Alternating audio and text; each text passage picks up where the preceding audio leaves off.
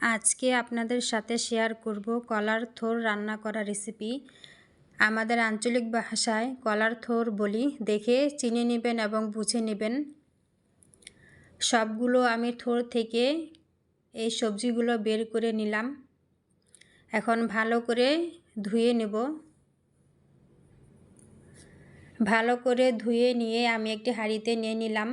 এখন অল্প পরিমাণে পানি দিয়ে দিলাম, লবণ দিয়ে দিব, হলুদ দিয়ে দিলাম, চুলাতে বসিয়ে দিলাম। বলক চলে এসেছে। আরও 2-3 মিনিট জাল করে ভালো করে সিদ্ধ করে নিব। দেখুন কি পরিমাণে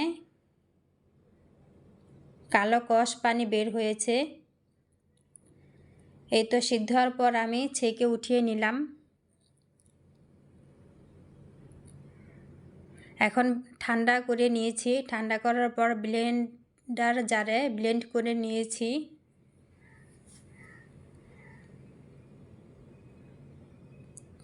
পেঁয়াজ কুচিগুলো ভালো করে তেলে ভেজে নেব। ব্রাউন কালার হয়ে গেছে। দিয়ে দেব এখন অল্প পরিমাণে পানি। যেহেতু সিদ্ধর সময় আমি লবণ দিয়েছি, তার জন্য অল্প পরিমাণে দিয়ে দিলাম লবণ, হলুদ, মরিচ এবং আদা রসুনের পেস্ট দিয়ে দিলাম। ভালো করে কষিয়ে নিলাম। এই পর্যায়ে দিয়ে দেব ছোট ছোট চিংড়ি মাছ। আপনারা ইচ্ছে করলে চিংড়ি মাছ যদি না থাকে না দিয়েও করতে পারেন, তাতে কোনো সমস্যা নেই। এখন ব্লেন্ডার জার থেকে দিয়ে দিলাম সবজিগুলো, যেটা আমি ব্লেন্ডার করে নিয়েছিলাম সেগুলো। ভালো করে কষিয়ে নিলাম। আবারও অল্প পরিমাণে একটু পানি দিয়ে দিলাম। পানিটা আমার শুকিয়ে আসছে। এ পর্যায়ে দিয়ে দিলাম 3টি কাঁচামরিচ, ফ্রোজেন করে রাখা ধনিয়া পাতা দিয়ে দিলাম।